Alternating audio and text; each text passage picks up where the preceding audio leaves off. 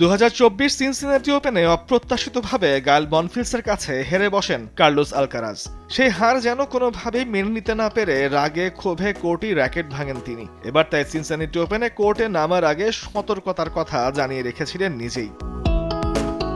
তার কথা তিনি নিজেই রেখেছেন। অঘটনের জন্ম দেননি এবার তিনি। বসনিয়ার 33 বছর বয়সী দামির জুমহুরের বিপক্ষে শুরু থেকেই দাপট দেখিয়েছেন আলকারাজ।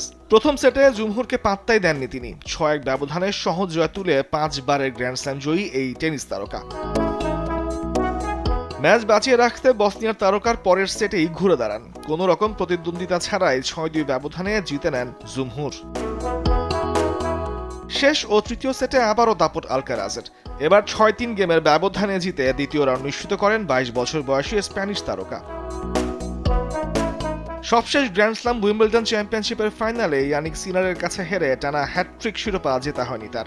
এই হারের পর কানাডিয়ান ওপেন থেকে নিজের নাম প্রত্যাহার করেছিলেন তিনি। বিরতির পর নিজের প্রত্যাবর্তনে সিনসিনাটি ওপেনে ফিরে ভক্তদের জয় উপহার দিলেন শেষ পর্যন্ত আলকারাজ।